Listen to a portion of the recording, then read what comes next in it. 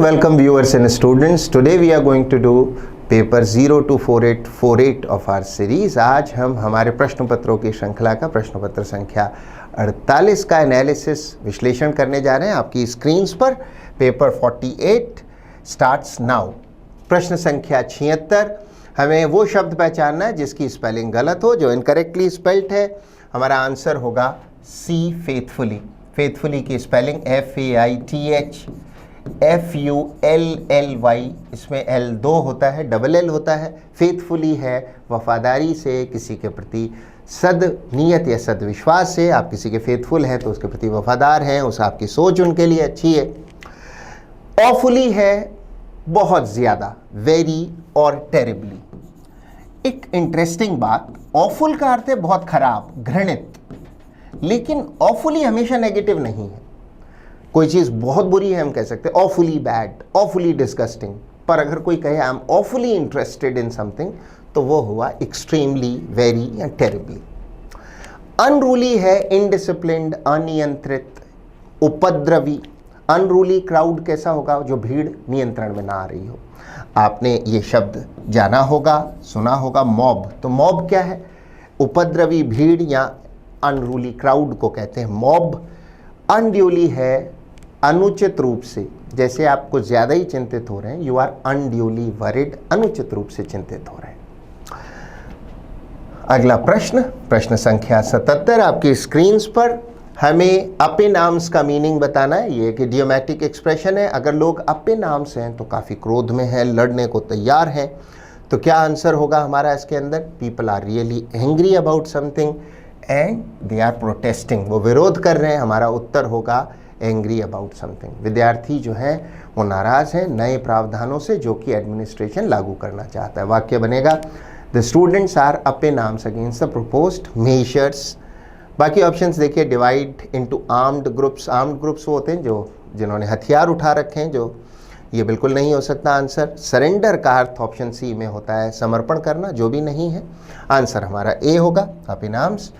People are angry and ready to fight. अगला सवाल, हमें मीनिंग बताना है, सिनोनिम बताना है प्रश्न शब्द का। You have to give the synonym for the question word claim. Claim का अर्थ है दावा या सार्वजनिक घोषणा। कोई क्लेम है तो आपने सार्वजनिक रूप से कोई घोषणा या दावा किया है।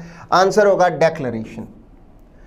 अन्य ऑप्शंस देखें, डिस्प्यूट विवाद है, कंटिन्यूएशन जारी रखा जाना है, और रिजेक्शन का अर्थ है किसी चीज़ को जब खारिज किया जाता है तो रिजेक्ट किया जाता है, उसकी अस्वीकृति, उसका खारिज किया जाना, उसका रिजेक्शन है। अगला प्रश्न, प्रश्न संख्या 79 आपकी स्क्रीन्स पर।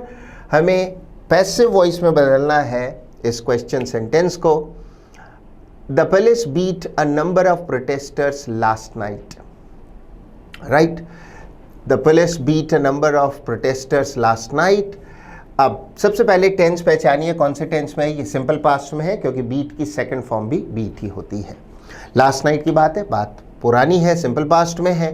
पैसिव बनेगा वॉज अथवा वर में थर्ड फॉर्म होगी। अब नया सब्जेक्ट होगा अ नंबर ऑफ प्रोटेस्टर्स, चारों ऑप्शंस में है। वर के साथ थर्ड फॉर्म होनी चाहिए। वर हमें ऑप्शन बी और सी में है, ए और डी सिरे से गलत हो गए। अ नंबर ऑफ प्रोटेस्टर्स, बहुत सारे विरोध करने वाले या प्रदर्शनकारी, were beaten by the police. कौन सा ऑप्शन होगा? सी नहीं हो सकता, वर बीइंग बीटन नहीं, वर बीटन ऑप्शन बी होगा। वर बीटन लास्ट नाइट या द नाइट बिफोर। राइट, तो हमारा उत्तर हुआ बी। आगे बढ़ते हैं। फिल इन द ब्लैंक्स का ये समुच्चय है, 4-5 फिल इन द ब्लैंक्स के प्रश्न हैं। इसे हम क्लोज टेस्ट कहते हैं। करने का सही तरीका है, पहले हल मत करें, पहले एक बार पढ़ लें, आपको पैसेज का कुछ अनुमान लगेगा, उसके बाद आप हल करें। Smartphones have become an essential part of our lives. हमारे जीवन का एक बेहद ज़रूरी भाग बन गए हैं। And their dash usage is now impacting human behaviour. We need to dash think about digital detox. Detox का अर्थ है विषहरण, नकारात्मक प्रभाव को हटाना। पूरा शब्द है डिटॉक्सिफिकेशन, संक्षेप में डिटॉक्स। डिजिटल डिटॉक्स है कि बहुत ज़्यादा जो मोबाइल फ़ोन का प्रयोग हमारे दिमाग में चला गया है, तो इस डिजिटल असर के जो नकारात्मकता है इसको ख़त्म किया जाए। Yes, the concept of disconnecting with dash virtual world is not just a fad. Fad का अर्थ है कोई सनक, कोई ऐसा शौक जो कुछ समय के लिए लोगों को लगा है, चलता हुआ ट्रेंड, कोई नई सनक. It is the need of the hour today. Need of the hour होता है वक्त की ज़रूरत. अब हम अनुमान लगा चुके हैं, समझ चुके हैं स्मार्टफोन्स के हम पर पड़ने वाले दुष्प्रभावों के बारे में और उनसे कैसे निपटा जाए, संभवतः उस बारे में है. अब हल करते हैं. Smartphones have become an essential part of our lives and their dash usage, their excessive, ज़रूरत से ज़्यादा usage is now impacting. Impact है प्रभाव डालना ह्यूमन बिहेवियर पर. बाकी ऑप्शन देखिए. एक्सीडिंग का अर्थ होता है अत्यधिक. जब एक्सीड का अर्थ है किसी सीमा से आगे बढ़ना, तो सीमा से आगे बढ़ने का हो तो एक्सीडिंग होता. यहाँ ज़रूरत से कुछ ज़्यादा अनावश्यक है, इसलिए एक्सेसिव आंसर होगा. एक्सीडिंगली है एक्सट्रीमली. एक्सीडिंग एक्सट्रीम का ही एडवर्ब है और वर्ब एक्सीड भी इसी से रिलेटेड है. एक्सीड है किसी सीमा से बढ़ जाना आगे. जैसे He was arrested for exceeding the speed limit. Exceeding क्या है? ये exceed की ing फॉर्म भी है और एक एडजेक्टिव भी है जिसका अर्थ है एक्सट्रीम. हमारा आंसर होगा एक्सेसिव, ज़रूरत से ज़्यादा, जो अनावश्यक है, अवांछित है. अगला, we need to dash think about. We need to seriously think about. आप पलट के पूछ सकते हैं सीरियस क्यों नहीं. देखिए, सीरियस इसलिए नहीं क्योंकि थिंक जो है एक वर्ब है और वर्ब की विशेषता हम कभी भी एडजेक्टिव से नहीं बताते, हम वर्ब की विशेषता बताते हैं एडवर्ब से. तो seriously think about digital detox. हमें गंभीरता से सोचना होगा डिजिटल दुष्प्रभाव या नकारात्मकता को कैसे हटाया जाए, उसको कैसे दूर किया जाए. अन्य ऑप्शंस में सीरीज, आप जानते हैं, श्रृंखला, सीरियसनेस गंभीरता है. 82, yes the concept of disconnecting with dash virtual world. With the virtual world. Virtual world जो हमारी मोबाइल फ़ोन की, इंटरनेट की दुनिया है, वो वर्चुअल वर्ल्ड है. यहाँ वर्ल्ड के एक प्रकार की बात की जा रही है. जैसे मेरे अंदर की दुनिया, हमारा अंतर्मन, दी इनर वर्ल्ड, बाहर का द आउटर वर्ल्ड और द एक्सटर्नल वर्ल्ड. असली दुनिया द रियल वर्ल्ड. इंटरनेट की दुनिया द वर्चुअल वर्ल्ड. हमारा उत्तर है द. मैनी नहीं हो सकता, एनी भी नहीं हो सकता. Is not just a fad. Fad का अर्थ है कोई धुन, सनक जो कुछ समय के लिए लोगों पर सवार हो गई है. इसको कहते हैं पासिंग विम, WHIM, या फिर ये क्या हुआ, एक ट्रेंड है जो कुछ समय के लिए पॉपुलर हुआ है. अगला, it is the need of the hour. ये वक्त की ज़रूरत है. The global brand director of smartphone Vivo. Vivo एक स्मार्टफोन की बड़ी कंपनी है. In his speech nudged all smartphone users. Literally ये शाब्दिक रूप से नज का अर्थ है कोहनी मारना.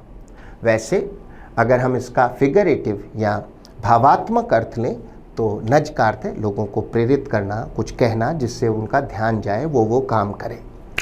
नज्ड all smartphone users dash a step backward and think to take a step backward. पीछे हटो एक कदम मीन्स रुक जाओ, पीछे हटो. एक बार ठिठको, आगे मत बढ़ते रहो, थोड़ा पीछे हटो मीन्स अपनी गतिविधि पे थोड़ी रोक लगाओ. एंड थिंक, थोड़ा रुको, थोड़ा ठिठको और सोचो. Right, users to do something. हमें टू के साथ फर्स्ट फॉर्म चाहिए, इन्फिनेटिव. टू टेक होगा, टू टेकिंग हो नहीं सकता, और टेक्स तो बिल्कुल नहीं और टेकन भी नहीं. To take a step backward and think, he said, उन्होंने कहा, quote, let's dash our mobile phones and pledge to be closer and nearer to our loved ones. Let's what, let's switch off. हमारे phones को बंद कर देते हैं, चलो. And pledge होता है शपथ लेना, कसम लेना. शपथ लेते हैं कि हम ज़्यादा करीब जाएं अपने लव्ड वंस के. लव्ड वंस हैं वो लोग जिनसे हम प्यार करते हैं, हमारे घर के लोग, हमारे परिजन. बाकी ऑप्शंस में स्विच ओवर का मतलब है किसी एक सिस्टम या एक व्यवस्था से दूसरे में शिफ्ट कर जाना, बदलाव करना. स्विच अप जब आप करते हैं तो किसी चीज़ की तीव्रता, उसकी जो उसके अंदर जो चीज़ है उसकी उसके लेवल को बढ़ा देते हैं। अगर आप स्विच अप कर रहे हैं तो उस चीज़ को ज़्यादा इंटरेस्टिंग, स्पाइसी या ज़्यादा और दिलचस्प या बहुत ज़्यादा उसमें तीव्रता बढ़ा रहे हैं, स्विच इट अप, राइट। आगे बढ़ते हैं। अगला प्रश्न संख्या 85। हमें देखना है कि इसमें कोई खंड में एरर है, अगर है तो वही आपका आंसर है। Tejasvi the Indian sportsman is leading the anti race cause in the US. यहाँ कॉज का अर्थ कारण नहीं है। कोई अभियान या कोई बीड़ा आपने उठाया है तो जो आपका लक्ष्य है वो भी कॉज है। तो भारतीय खिलाड़ी तेजस्वी लीड कर रहा है, एंटी रेस नहीं होगा। नस्ल भेद बहुत सारे देशों में कॉमन है, उसको कहते हैं racial discrimination.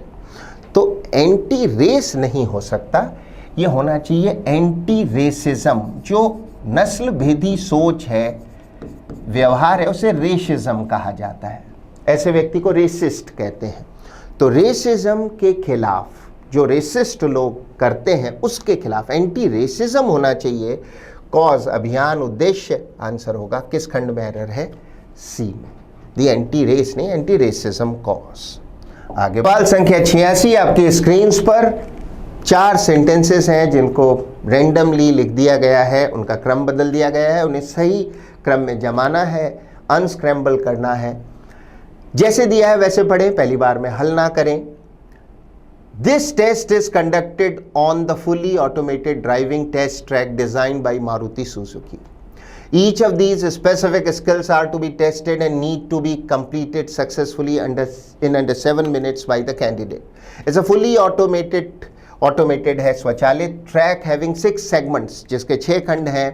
to test specific driving skills, और D है the regional transport offices of Delhi have recently introduced the new driving test. इसको पढ़ने पर खासा अच्छा अनुमान लग जाता है कि नया कोई ड्राइविंग टेस्ट आया है और उसकी क्या खास बात है। देखिए, इसमें जो शुरुआत हो रही है वो इंट्रोडक्टरी पार्ट है डी, कि रीजनल ट्रांसपोर्ट ऑफिसेज या आरटीओ है जो दिल्ली के, उन्होंने नया ड्राइविंग टेस्ट शुरू किया है। उसके बाद ये देखिए दिस टेस्ट, जो दिस प्रोनाउन है वो किसके लिए आ रहा है? इस नए ड्राइविंग टेस्ट के लिए। सो डी ए बहुत अच्छा लिंक है। This test is conducted on the fully automated driving test track designed by Maruti Suzuki। उसके बाद में एक बहुत अच्छा लिंक और है, वो है CB। C कहता है it is a fully automated track। कौन सा? मारुति सुजुकी वाला।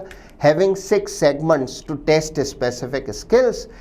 each of these skills, specific skills, और उनमें से हर एक skills, each of these skills are to be tested and need to be completed successfully in under 7 minutes। So वो option ढूंढिए जिसमें D के बाद B और C, D के बाद A और C के बाद B हो। हमारा आंसर कौन सा होगा? सवाल संख्या 87 आपकी स्क्रीन पर। रेखांकित खंड में कोई एरर हो तो उसे ठीक करना है। Lenovo has launched ThinkPad 11 और Xi Fold, the world's first foldable laptop which is claimed to be so durable। durable होता है टिकाऊ as its other devices। एक पहला फोल्डेबल लैपटॉप लॉन्च किया है लेनोवो ने जो काफ़ी टिकाऊ है। एरर क्या है देखिए इसके अंदर, जब हम दो चीज़ों की तुलना करते हैं तो अक्सर एज का प्रयोग कर सकते हैं, राइट। और दोनों की डिग्री हम किस डिग्री से तुलना करेंगे? पॉजिटिव डिग्री से। मीन्स गुड लगाएंगे, बेटर या बेस्ट नहीं लगाएंगे। You are as good as your father. So as से भी तुलना कर सकते हैं। ग्रामर के नियम के मुताबिक अगर तुलना सकारात्मक है तो एज से तुलना करेंगे, और अगर नकारात्मक है, जैसे मैं कहूं तुम उतने अच्छे नहीं हो जितने तुम्हारे पिता थे, you are not as good as your father, या you are not so good as your father. अगर नकारात्मक तुलना करनी है, नॉट लगाना है, तो हम सो एज भी कर सकते हैं और एज भी कर सकते हैं। अर्थात पॉजिटिव और नेगेटिव दोनों तुलनाएं हम एज से कर सकते हैं, पर सो एज से सिर्फ नेगेटिव तुलना होगी। जैसे मैं कहूँ Jaipur is as big as Lucknow, सकारात्मक तुलना है, एज होगा, सो एज नहीं हो सकता। पर अगर मैं कहूँ जयपुर उतना बड़ा नहीं है तो फिर मैं कहूँगा Jaipur is not as big as Lucknow भी कह सकता हूँ, अथवा नकारात्मक तुलना सो एज से भी हो सकती है, Jaipur is not so big as Lucknow.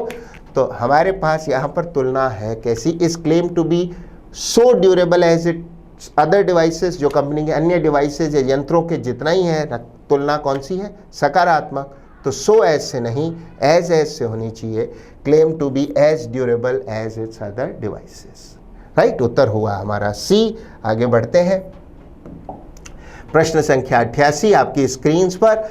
Something that is not genuine, हमें इसका मीनिंग बताना है। नीचे के 4 ऑप्शंस में वो चीज़ जो जेन्युइन नहीं है, सच्ची नहीं है, उसको क्या कहेंगे? उसे कहेंगे काउंटरफिट, नकली, फेक।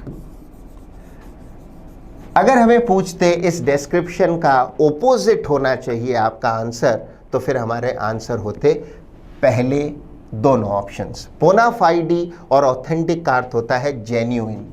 इन दोनों शब्दों का अर्थ है जेन्युइन या सच्चा या प्रमाणिक या असली। ठीक है। तीसरा ऑप्शन एक्चुअल, आप जानते हैं, वास्तविक। अगला प्रश्न आपकी स्क्रीन पर। अब most appropriate synonym for the given word बताना है हमें। कनिंग का अर्थ है धूर्त, धूर्त, दुष्ट बुद्धि वाला, जिसकी चालाकी गलत दिशा में जा रही हो। आंसर होगा डिसीटफुल, धोखेबाज। अन्य ऑप्शंस देखें। ऑनेस्टी, ईमानदारी है। सिंसियरिटी, नेक नियति है। और सरफीट है आधिक्य, अतिरेक। जब कोई चीज़ आवश्यकता से अधिक है तो हमारे पास उसका सरफीट है, सरप्लस है। अगला प्रश्न, प्रश्न संख्या 90। हमें क्या करना है? फिल इन द ब्लैंक करना है। Vandana worked like a mathematician, एक गणितज्ञ की तरह काम करती थी Vandana. And was a true dash who experimented with numerous mediums.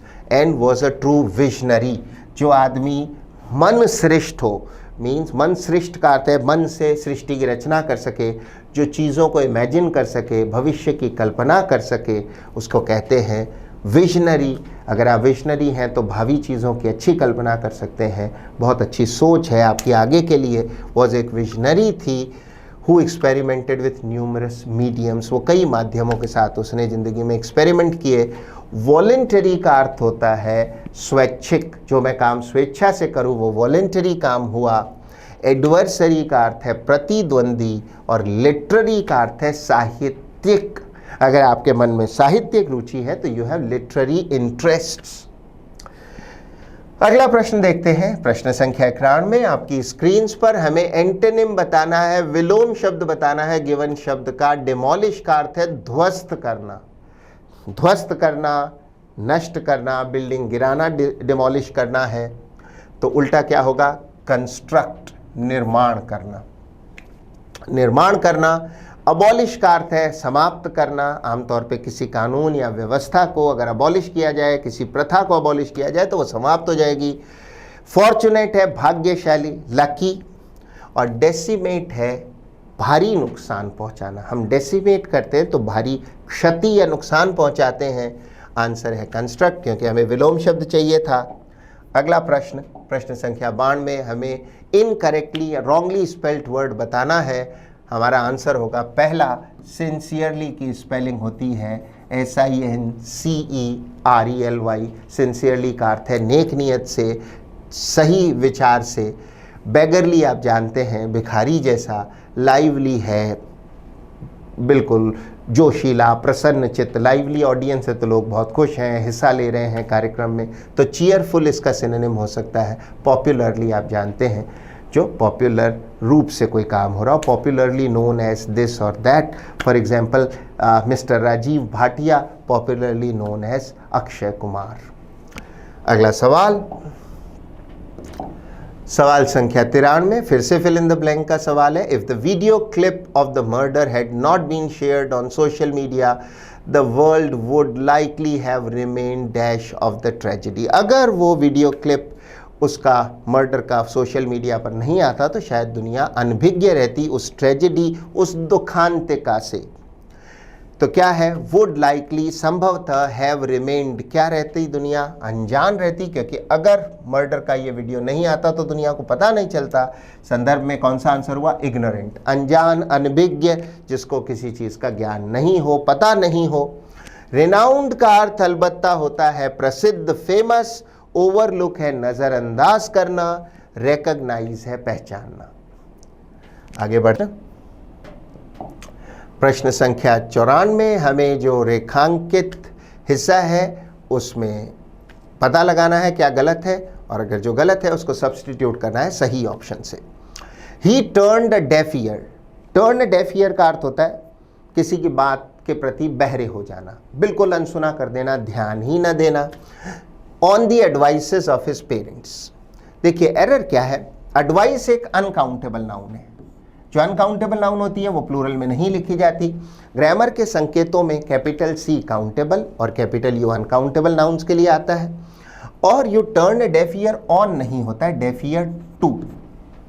If you turn a deaf ear to my advice, आपको मेरी सलाह बिल्कुल नहीं सुनाई देगी, आप ध्यान ही नहीं देंगे। इसलिए turn a deaf ear to the advice of his parents. चूंकि वह ध्यान ही नहीं देता इसलिए वो बहरा सा हो गया है अपने पेरेंट्स की एडवाइस के प्रति। आंसर हुआ तीसरा C। आगे बढ़िए। ये एक डायरेक्ट स्पीच का सेंटेंस है, इसे हमें इनडायरेक्ट स्पीच में बदलना है। Quote, do you attend the film festival at Goa every year, he asked. उसने पूछा। अब उसने पूछा किससे? यहां पर वो व्यक्ति तो है नहीं, उस वर्ब का ऑब्जेक्ट तो है नहीं, तो हम मान लेंगे मुझसे पूछा। ही आस्क्ड मी। ही आस्क्ड मी क्योंकि reporting verb asked past tense में है, तो आस्क्ड मी हमारे ऑप्शंस में पहला और चौथा सिरे से गलत हो जाएंगे। हमेशा ध्यान रखिए, रिपोर्टिंग वर्ब को मद्देनजर रखिए जब भी डायरेक्ट स्पीच को इनडायरेक्ट स्पीच में बदल रहे हो, नरेशन का प्रश्न हो। अगर रिपोर्टिंग वर्ब पास्ट टेंस में है तो डायरेक्ट स्पीच के टेंस को इनडायरेक्ट में बदला जाएगा। Do you attend simple present tense है, यह बदलेगा सिंपल पास्ट में। ही आस्क्ड मी, उसने मुझसे पूछा, चूंकि एक इंटेरोगेटिव सेंटेंस है, इफ या वेदर लगाएंगे, इफ आया। सिंपल पास्ट में सेकंड फॉर्म होगी इफ आई अटेंडेड होगा, इफ आई हैड अटेंडेड नहीं, if I attended the film festival at Goa every year. उत्तर हुआ दूसरा। आगे बढ़े सवाल संख्या 96। आपकी स्क्रीन्स पर हमें बताना है वन वर्ड सब्स्टिट्यूट इस डिस्क्रिप्शन का, that which is no longer useful. वो चीज जो अब काम नहीं आती, व्यर्थ हो गई है। आंसर होगा रिडंडेंट। रिडंडेंट है वो चीज जो अब काम की नहीं रही। जब ऑफिसेस में कंप्यूटर आए तो वहाँ जो टाइपराइटर्स थे वो अपने आप क्या हो गए, रिडंडेंट हो गए, क्योंकि कंप्यूटर अब टाइपिंग और बहुत सारे अन्य काम करने लगा। फ़र्ज़ कीजिए कहीं आपके पास 10 कर्मचारी काम करते हैं जो अपने हाथों से अब वो काम करते हैं, लेकिन आप एक मशीन ले आते हैं और वो मशीन एक या दो ऑपरेटर, एक या दो कर्मचारी या मज़दूर ही उसको चला लेते हैं, बाकी मज़दूरों की ज़रूरत नहीं है। तो जो बचे हुए मज़दूर हैं वो रिडंडेंट हो गए। अब जो चीज़ काम नहीं आ रही वो क्या है, रिडंडेंट। बाकी ऑप्शन देखिए, अबंडेंट है प्रचुर, खूब सारा, प्लेंटिफुल। रिलक्टेंट एक अच्छा शब्द है, आंसर तो नहीं है पर इसका मीनिंग नोट करना चाहिए, अनविलिंग या अनिच्छुक। अनिच्छुक, अनविलिंग। डोमिनेंट है दबदबा रखने वाला, रौब रखने वाला, जिसकी लोगों पर धौंस हो, दबाव हो, जो कहे वो बात चले उसकी। डोमिनेंट दबदबा या प्रभुत्व रखने वाला। आगे बढ़ते हैं सवाल 97। हमें पहचानना है किस खंड में एरर है। Your skill lie in cheering up the people who are stressed out, wound up और जनरली अनॉयड। राइट, आपका जो कौशल है, आपका जो हुनर है वो किस में है, in cheering up the people. Cheering up है लोगों में खुशी या जोश जगाना। Right, who are stressed out. Stressed out होता है जो तनाव में है, जो तनाव में है।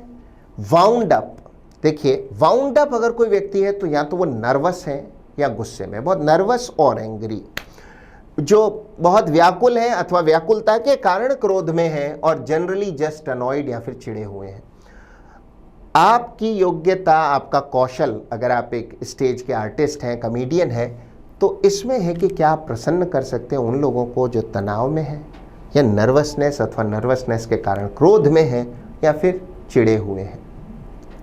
देखिए स्किल एक सिंगुलर सब्जेक्ट है, सेंटेंस सिंपल प्रेजेंट में लिखा है, तो सही जो वाक्य रचना होती वो होती, लाई में एस लगाते, योर स्किल लाइज, लाई का अर्थ है निहित होना।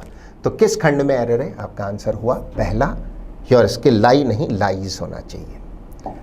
आगे बढ़ते हैं। Select the most appropriate meaning of the given idiom. जो मुहावरा हमारे सामने है उसका सही अर्थ बताना है। स्टर अप, स्टर अप होता है हिला देना। अ हॉर्नेट्स नेस्ट, हॉर्नेट एक डंक मारने वाला कीट है, हिंदी में ततैया या बर्र। हॉर्नेट के नेस्ट को झकझोरना, कहने का मतलब ततैये के छत्ते में हाथ दे देना। जैसे मधुमक्खी के छत्ते में हाथ देना, ततैये बर्र के छत्ते में हाथ देना, कहने का मतलब किसी समस्या में खुद योगदान देना ताकि वो समस्या आप पर आ पड़े। समस्या को भड़काना, प्रॉब्लम को अपनी ओर से बढ़ाना, निमंत्रित करना। तो प्रोवोक ट्रबल, प्रोवोक है उकसाना, समस्या को खुद उकसा रहे हो, समस्या को खुद निमंत्रण देना। बाकी ऑप्शंस कोई भी इसके करीब नहीं पहुंचता। अलबत्ता कॉल फॉर अ डायलॉग का अर्थ होता है बातचीत या संवाद की मांग करना। रिवोल्ट है विद्रोह, लीड अ रिवोल्ट का अर्थ है किसी विद्रोह का नेतृत्व करना। अगला प्रश्न, सवाल 99 में एंटोनिम बताना है क्वेश्चन शब्द का। सॉलिसिट्यूड का अर्थ है किसी के प्रति जो हमारे मन में केयर होती है, कंसर्न होती है, उसको कहते हैं सॉलिसिट्यूड। सॉलिसिट्यूड किसी के प्रति है तो आप उसका भला चाहते हैं, उसके दुख से आपको चिंता होती है, उसके तकलीफ से आपको फिक्र होती है। केयर और कंसर्न इसका अर्थ है केयर और कंसर्न, परवाह, देखभाल या मन में आने वाली किसी के प्रति चिंता। निग्लेक्ट है लापरवाही, जिसमें हमें कोई फर्क नहीं पड़ता, हम नज़रअंदाज करते हैं उसको, चाहे जो हो किसी के साथ, राइट। अन्य ऑप्शंस में देखिए, केयरलेसनेस लापरवाही है, पर ये नज़रअंदाज करने वाली नहीं जब आप अपना काम ठीक से ना करें। तो ये अवश्य सेकंड बेस्ट ऑप्शन है, लेकिन अवेलेबल ऑप्शंस में निग्लेक्ट ज़्यादा अच्छा है। नज़रअंदाज करते हुए लापरवाही करें, बिल्कुल ध्यान न दें, कोई परवाह ना करें। इंड्योरेंस है सहनशीलता। अगर आप में इंड्योरेंस है तो आप काफ़ी परेशानी, थकान के काम आदि सह जाएंगे, तो इंड्योरेंस है सहन शक्ति, सहनशीलता। विजिलेंस है चौकसी, सतर्कता। जो हमारी केंद्रीय सरकार का एक विभाग है CVC, उसकी पूरी फॉर्म क्या है? सेंट्रल विजिलेंस कमीशन, केंद्रीय सतर्कता आयोग।